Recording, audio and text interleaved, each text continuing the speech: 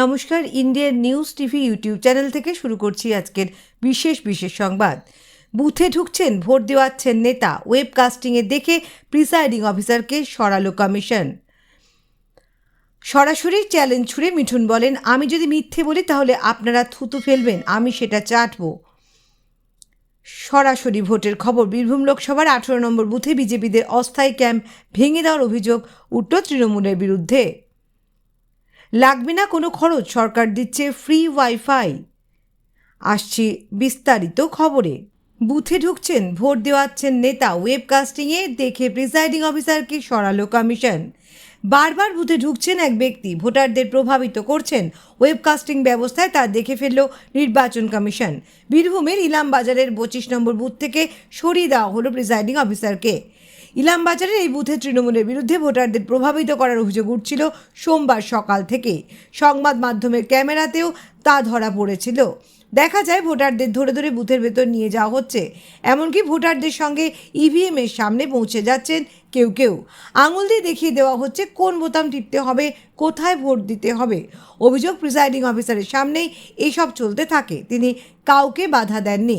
স্থানীয় সূত্রে খবর, এলাকার তৃণমূল নেতা ওহিদ আলী নাজিমুদ্দিনের ভোট দেওয়াচ্ছিলেন। ওয়েবকাস্টিংয়ের মাধ্যমে দেখা যায় ইলামবাজারের 25 নম্বর বুথে এক ব্যক্তি বারবার বুথে ঢোকার চেষ্টা করছেন এবং ভোটারদের প্রভাবিত করছেন। প্রিসাইডিং অফিসার কিচ্ছু বলছেন না।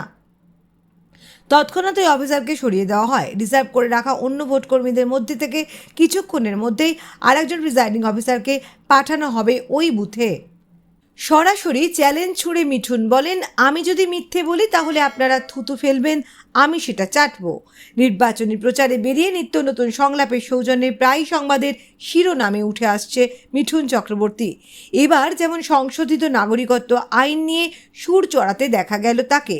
রবিবার অভিজিতের সমর্থনে কোলাঘাটে একটি রোড শো করেন মিঠুন। গতকাল সকাল 11:20 নাগাদ কোলাঘাটের একটি হোটেলের সামনে ফাঁকা জায়গায় বিজেপি নেতার হেলিকপ্টার নামে। মিঠুনকে স্বাগত জানানোর জন্য সেখানে আগেই উপস্থিত হয়েছিলেন তমলুকের বিজেপির কর্মকর্তারা। কপ্টার থেকে গাড়ি করে কোলাঘাট স্টেশনের নিকট কাউন্টার সংলগ্ন এলাকায় যান তিনি। সেখান থেকেই শুরু হয় রোড শো। অভিজিতের সমর্থনে প্রচারে বেরিয়ে তার জন্য ভোট চাওয়ার পাশাপাশি সংশোধিত নাগরিকত্ব আইন নিয়েও কথা বলেন মিঠুন। একই সঙ্গে সিএএ নিয়ে তৃণমূল কংগ্রেসকেও নিশানা করেন তিনি। মহাগুরু বলেন, একটা দল সিএএ নিয়ে মিথ্যে প্রচার করছে, এদের জন্ম হয়েছে মিথ্যে লগ্নে এবং এদের রাশি হলো দুর্নীতি। সিএএ নাগরিকত্ব দেওয়ার জন্য, কারণ নাগরিকত্ব কারার জন্য নয়। এরপরেই সরাসরি চ্যালেঞ্জ ছুড়ে মিঠুন বলেন, আমি যদি মিথ্যে বলি তাহলে আপনারা থুতু ফেলবেন, আমি সেটা চাটবো।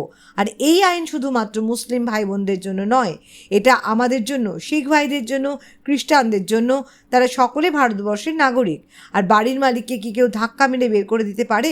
আপনার কাছে আধার কার্ড থাকলে কেউ আপনাকে বাড়ি থেকে বের করে দিতে পারবে?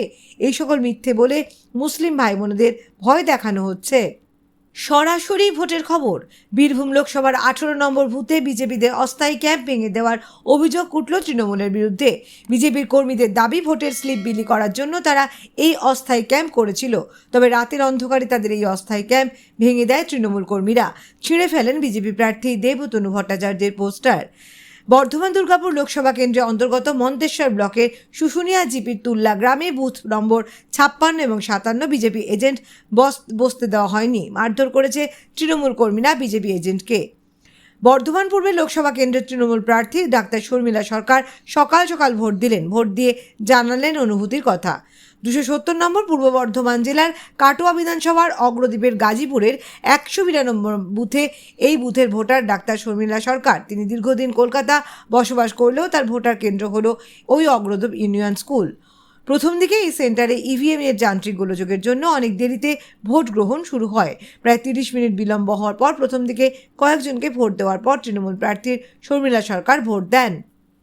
লাগবে না কোনো খরচ, সরকার দিচ্ছে ফ্রি ওয়াইফাই। সাধারণ মানুষের সুবিধার্থে সরকার প্রায়শই একের পর এক গুরুত্বপূর্ণ প্রকল্প চালু করে, যেগুলির মাধ্যমে প্রত্যক্ষভাবে লাভবান হয় জনগণ। সেই রেশ বজায় রেখেই সরকার কর্তৃক চালু করা প্রধানমন্ত্রী ওয়াইফাই অ্যাক্সেস নেটওয়ার্ক ইন্টারফেস প্রকল্পের অধীনে সারা দেশে সর্বজনীন স্থানে বিনামূল্যে ওয়াইফাই সুবিধা প্রদান করা হচ্ছে। ডিজিটাল ইন্ডিয়া মিশনকে এগিয়ে নিয়ে যেতে দেশের প্রতিটি নাগরিকের কাছে ইন্টারনেট অ্যাক্সেস নিশ্চিত করাই এই প্রকল্পের লক্ষ্য। এই প্রকল্পের একাধিক সুবিধা রয়েছে।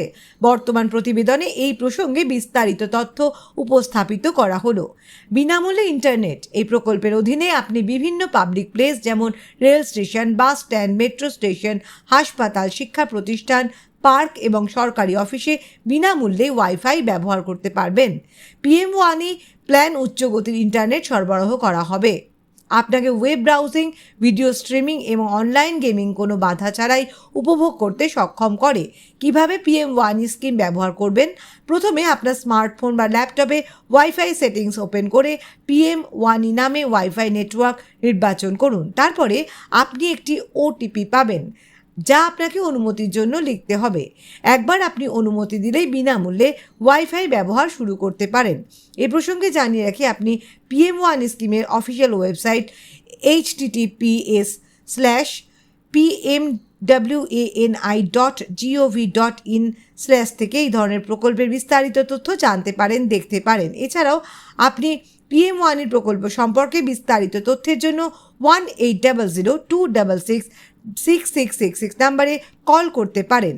PM-WANI প্রকল্প ভারতের ডিজিটাল অন্তর্ভুক্তির প্রচারে গুরুত্বপূর্ণ ভূমিকা পালন করছে। এই প্রকল্পটি দেশের নাগরিকের ইন্টারনেট ব্যবহারের ক্ষেত্রে সাশ্রয়ী এবং সহজ অ্যাক্সেস প্রদানের মাধ্যমে শিক্ষা, কর্মসংস্থান এবং অন্যান্য আর্থসামাজিক সুযোগের সাথে সংযোগ স্থাপনে দেশের জনগণকে সহায়তা করে।